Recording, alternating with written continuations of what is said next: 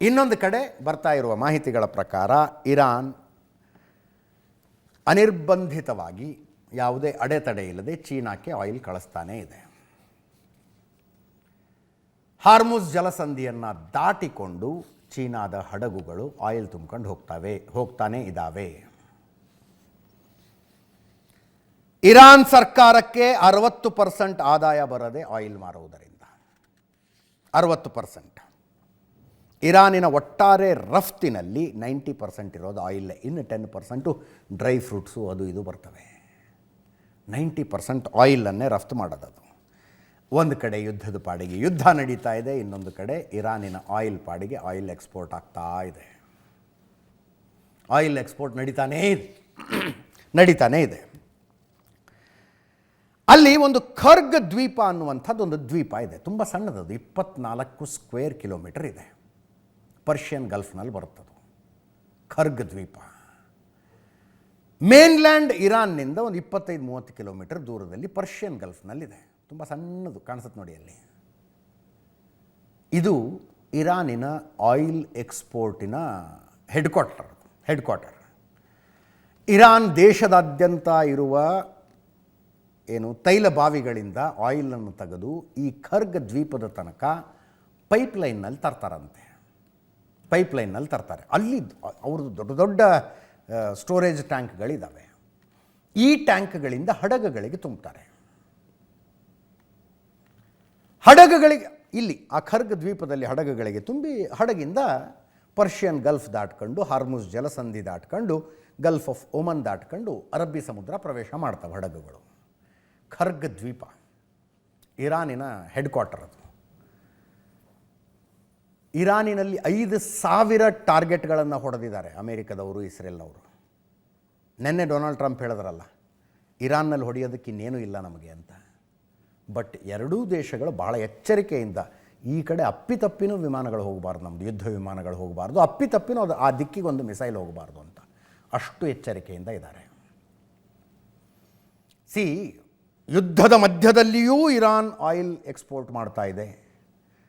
ಅದನ್ನು ನಿಲ್ಲಿಸಿಬಿಟ್ರೆ ಇರಾನ್ ಇನ್ನಷ್ಟು ತಡಿಬಹುದು, ಎಲ್ಲ ಕರೆಕ್ಟು.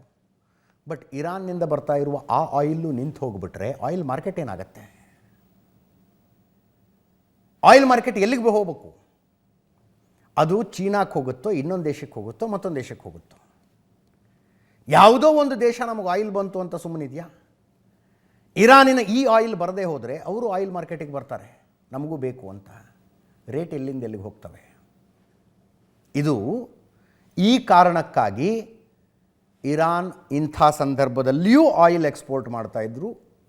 ಅಮೇರಿಕ, ಇಸ್ರೇಲ್ಗಳ ತಲೆ ಕೆಡಿಸಿಕೊಳ್ತಾ ಇಲ್ಲ. ಅಪ್ಪಿತಪ್ಪಿಯೂ ಇದರ ಮೇಲೆ ದಾಳಿ ನಡೆಸ್ತಾ ಇಲ್ಲ. ಉಳಿದಂತೆ ಇರಾನಿನ ಆಯಿಲನ್ನು ಖರೀದಿ ಮಾಡಬಾರ್ದು ಅಂತ ನಿರ್ಬಂಧವನ್ನು ಅಮೇರಿಕ ವಿಧಿಸಿತ್ತು. ಯಾವ ದೇಶವೂ ಖರೀದಿ ಮಾಡಬಾರ್ದು ಅಂತ. ಆ ನಿರ್ಬಂಧ ವಿಧಿಸುವುದಕ್ಕಿಂತ ಮೊದಲು ಭಾರತಕ್ಕೆ ಹೆಚ್ಚಿನ ಆಯಿಲ್ ಇರಾನ್ನಿಂದ ಬರ್ತಿತ್ತು. ಭಾರತ ಆಯಿಲ್ ಖರೀದಿನ ಕಡಿಮೆ ಮಾಡ್ತು. ಯಾವ ಸರ್ಕಾರ ಇದ್ದಾಗ, ಯಾರು ಪ್ರಧಾನಿ ಇದ್ದಾಗ ಬೇಡ ಆ ವಿಷಯ. ಆಯಿಲ್ ಖರೀದಿ ಕಡಿಮೆ ಮಾಡ್ತು. ಬೇರೆ ಬೇರೆ ಕಡೆಯಿಂದ ಆಯಿಲ್ ಖರೀದಿ ಮಾಡೋದಕ್ಕೆ ಶುರು ಮಾಡಿದ್ವಿ. ಅದಾದ ಮೇಲೆ ರಷ್ಯಾ ಯುಕ್ರೇನ್ ಯುದ್ಧ ಶುರುವಾಯಿತು. ಅಮೇರಿಕ ರಷ್ಯಾದಿಂದಲೂ ಆಯಿಲ್ ಖರೀದಿ ಮಾಡಬಾರ್ದು ಅಂತ ಹೇಳ್ತು. ನಮ್ಮ ಸರ್ಕಾರ ಹೇಳ್ತು ನಮಗೆ ಕಡಿಮೆ ರೇಟಲ್ಲಿ ಸಿಗ್ತಾಯಿದೆ, ನಾವು ತಗೊಳ್ಳೋರೆ ಅಲ್ಲಿಂದ ಅಂತ. ಹಂಗೆ ನಡ್ಕೊಂಡು ಬರ್ತಿತ್ತು. ಈ ನಿರ್ಬಂಧದ ಮಧ್ಯದಲ್ಲಿ ಚೀನಾಕ್ಕಂತೂ ಅನೂಚಾನವಾಗಿ ಕಳಿಸ್ತಾ ಇತ್ತು ಇರಾನ್ ಆಯಿಲನ್ನು. ಚೀನಾ ಕಳಿಸ್ತಾನೇ ಇದ್ರು ಅವರು. ಬೇರೆ ದೇಶಗಳಿಗೆ ಹೋಗ್ತಾ ಇರಲಿಲ್ಲವಾ ಇರಾನಿನ ಆಯಿಲ್ಲು? ಅಫ್ಕೋರ್ಸ್ ಹೋಗ್ತಿತ್ತು. ಅದಕ್ಕೆ ಅದರದೇ ಆದಂತಹ ಸ್ಮಗ್ಲಿಂಗ್ ಮಾರ್ಗಗಳಿದ್ದಾವೆ. ಸ್ಮಗ್ಲಿಂಗ್ ನಡೆಯುತ್ತೆ. ಒಂದು ದಿನಕ್ಕೆ ಒಂದು ಲೆಕ್ಕಾಚಾರ ಇದೆ, ಹೆಚ್ಚು ಕಡಿಮೆ 1.3 ಮಿಲಿಯನ್ ಮೆಟ್ರಿಕ್ ಟನ್ನಿಂದ 1.6 ಮಿಲಿಯನ್ ಮೆಟ್ರಿಕ್ ಟನ್ ತನಕ ಇರಾನ್ನಿಂದ ಎಲ್ಲ ನಿರ್ಬಂಧಗಳ ಮಧ್ಯೆಯೂ ಅಮೇರಿಕದ ಕಣ್ಣು ತಪ್ಪಿಸಿ ಕಳ್ಳ ಸಾಗಾಣಿಕೆ ನಡೀತಾನೇ ಇತ್ತು ಕಳ್ಳ ಸಾಗಾಣಿಕೆ.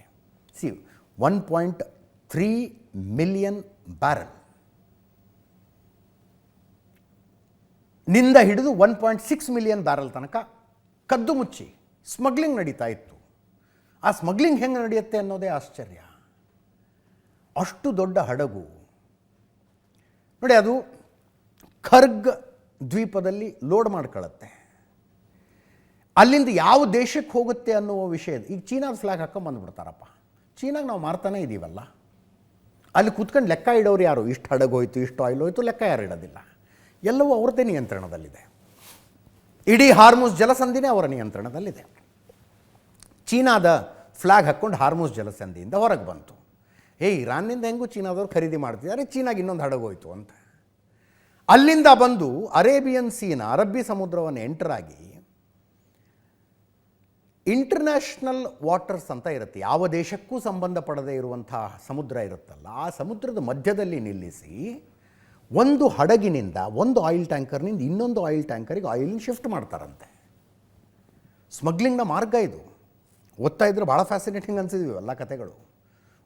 ಮಧ್ಯದಲ್ಲಿ, ಸಮುದ್ರದ ಮಧ್ಯದಲ್ಲಿ ನಿಲ್ಲಿಸಿ ಒಂದು ಆಯಿಲ್ ಟ್ಯಾಂಕರ್ನಿಂದ ಇನ್ನೊಂದು ಆಯಿಲ್ ಟ್ಯಾಂಕರ್ಗೆ ಆಯಿಲ್ ಶಿಫ್ಟ್ ಮಾಡ್ತಾರೆ. ಹೊಸ ಆಯಿಲ್ ಟ್ಯಾಂಕರ್ ತುಂಬ್ಕೊಂಡಿರುತ್ತಲ್ಲ, ಅದು ಯಾವ ದೇಶಕ್ಕೆ ಹೋಗ್ಬೇಕು ಆ ದೇಶದ ಧ್ವಜ ನೆಟ್ಕೊಂಡು ಹೋಗ್ಬಿಡುತ್ತದು. ಅದು ಇರಾನ್ನಿಂದ ಬಂದ ಆಯಿಲ್ ಅಂತ ಪ್ರೂವ್ ಮಾಡೋದಕ್ಕಾಗೋದಿಲ್ಲ. ಇಲ್ಲಿ ಹಾರ್ಮುಜ್ ಜಲಸಂಧಿಯನ್ನು ದಾಟಿಕೊಂಡು ಹೋಗಿದ್ದ ಆಯಿಲ್ ಟ್ಯಾಂಕರ್ ಮತ್ತು ಅರ್ಧ ದಾರಿಯಿಂದ ವಾಪಸ್ ಬಂದುಬಿಡುತ್ತೆ. ಈ ಥರ ಸ್ಮಗ್ಲಿಂಗ್ ನಡೆಸಿ 1.3 ಮಿಲಿಯನ್ ಬ್ಯಾರಲ್ನಿಂದ 1.6 million barrel per day Iran ಆಯಿಲನ್ನು ಕಳಿಸ್ತಾನೇ ಇದೆ ಹೊರಗೆ. ಅದರಿಂದ ಆ ದೇಶ ಹೆಂಗೆ ನಡಿಬೇಕು ಹಂಗೆ ನಡೀತಾನೇ ಇದೆ. ಯುದ್ಧ ಶುರುವಾದ ನಂತರ 11.7 ಮಿಲಿಯನ್ ಬ್ಯಾರಲ್ ಆಯಿಲನ್ನು ಚೀನಾಕ್ಕೆ ಕಳಿಸಿದೆ. $11.7 ಮಿಲಿಯನ್. ಇರಾನ್ನಲ್ಲಿ ಉತ್ಪಾದನೆಯಾಗುವ ಒಟ್ಟು ಆಯಿಲ್ನ 90% ಹೋಗೋದೇ ಚೀನಾಕ್ಕೆ. 90% ಚೀನಾಕ್ಕೆ ಹೋಗುತ್ತೆ. ಉಳಿದದ್ದು ಸ್ಮಗ್ಲಿಂಗ್ ಮೂಲಕ ಬೇರೆ ಬೇರೆ ದೇಶಗಳಿಗೆ ಹೋಗುತ್ತೆ. ಈ ಮಧ್ಯದಲ್ಲಿ ಕ್ಯಾರೋಲಿನ್ ಲಿವಿಟ್, ಅಮೇರಿಕದ ಪತ್ರಿಕಾ ಕಾರ್ಯದರ್ಶಿ, ಮತ್ತೊಮ್ಮೆ ಹೇಳಿದ್ರು, ನಾವು 1 ತಿಂಗಳ ಕಾಲ ಭಾರತಕ್ಕೆ ಅನುಮತಿ ಕೊಟ್ಟಿದ್ದೇವೆ ರಷ್ಯಾದಿಂದ ಆಯಿಲ್ ಖರೀದಿ ಮಾಡೋದಕ್ಕೆ ಅಂತ. 1 ತಿಂಗಳ ಅನುಮತಿ ಅಂದರೆ ಉದ್ದೇಶಪೂರ್ವಕವಾಗಿ ಕೆಣಕುವುದಕ್ಕೆ ಹೇಳ್ತಾ ಇದ್ದಾರಾ, ಅಪಮಾನಿಸುವುದಕ್ಕೆ ಹೇಳ್ತಾ ಇದ್ದಾರಾ ಅನ್ನೋ ಥರ ಇದೆ ಹೇಳಿಕೆಗಳು. ಯಾಕೆ ಈ ಪರ್ಮಿಷನ್ ಕೊಟ್ಟರು? ದೇ ಆರ್ ಗುಡ್ ಫ್ರೆಂಡ್ಸ್ ಅಂತ. ಭಾರತೀಯರು ನಮಗೆ ಒಳ್ಳೆಯ ಫ್ರೆಂಡ್ಸು. ಅದಕ್ಕೆ